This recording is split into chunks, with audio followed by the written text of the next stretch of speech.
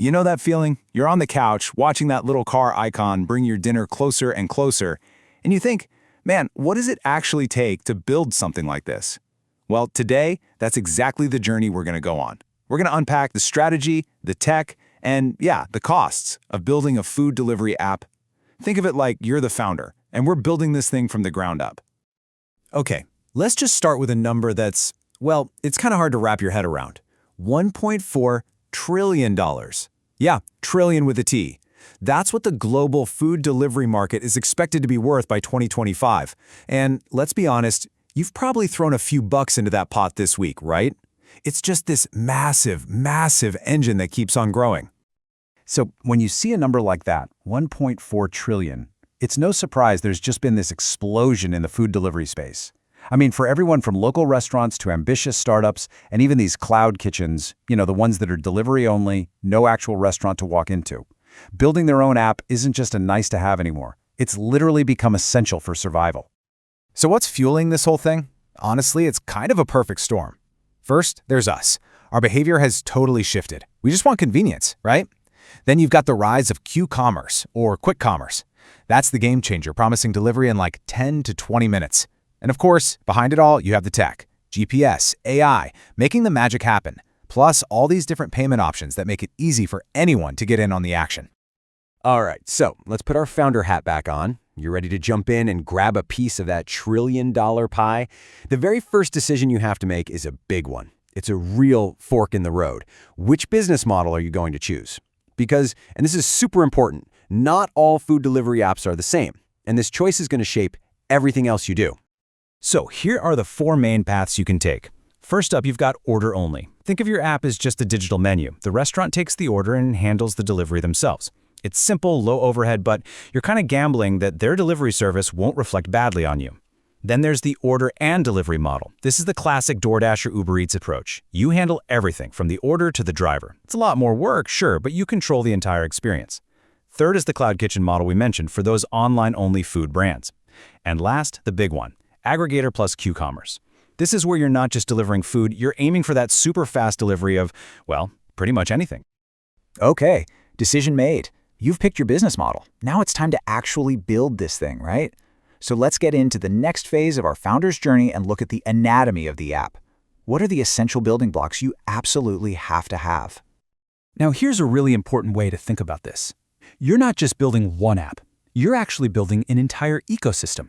It's this delicate dance between 4 different groups: the customer, who's ordering, the restaurant, who's cooking, the driver, who's delivering, and then you, the admin, who has to make sure the whole symphony plays in tune. So let's start with the one we all know, the customer app. This is your digital front door. It's what everyone sees first, and the experience here has to be buttery smooth. We're talking super easy sign up, smart search so you can find exactly what you're craving, plenty of ways to pay, and, of course, the main event, that live GPS tracking. Come on, we've all sat there glued to our phones just watching that little car get closer and closer, haven't we? Okay, next up is the restaurant side of things. Their dashboard is basically their command center for the whole operation. It has to be rock solid and brutally efficient. This is where new orders are pinging in, where they can update a menu in seconds if they run out of something, and where they see all the data on what's selling. Every single second they save here means a hungry customer gets their food that much faster. And we absolutely cannot forget the backbone of this whole system, the delivery partners. Their app needs to be 2 things: simple and powerful. We're talking one tap to accept or reject an order, navigation that gives them the fastest possible route, and a super clear, transparent way to track their earnings. Look, a happy and efficient delivery fleet is what makes or breaks your service. It's that simple. So, we've got our 4-part ecosystem all mapped out. Now we get to the big one, the make or break question for any founder. The one that, let's be real, keeps people up at night. How much is this journey actually going to cost? What's the price of entry? Well, the honest answer is, it really depends.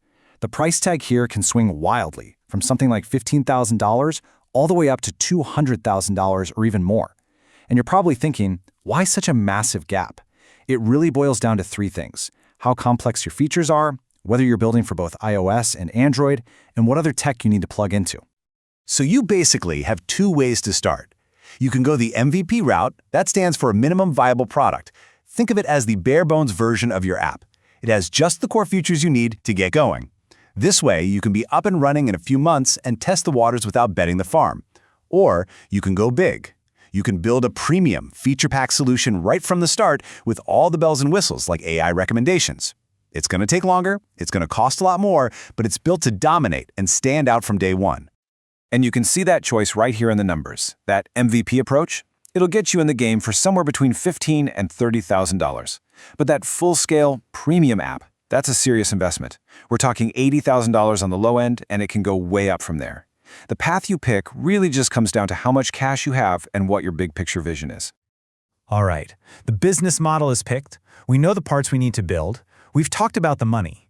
So for our final section, let's put it all together. Let's look at the actual step-by-step blueprint that takes this whole thing from just an idea in your head to a real app in people's hands.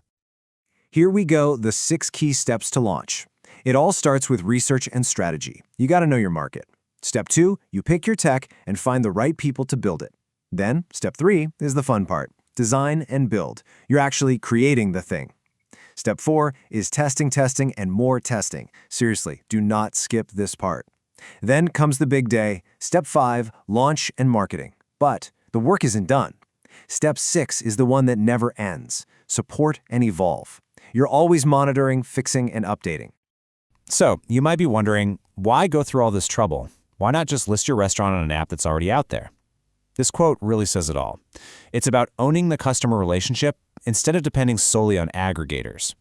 When you build your own app, you're not just a name on a list. You're building your brand, you control your customer data, and you're in charge of your own destiny.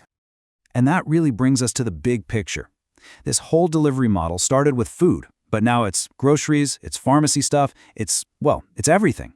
So it leaves us with a huge question, doesn't it? What's next? What's going to be the next app that completely changes the way we live our daily lives?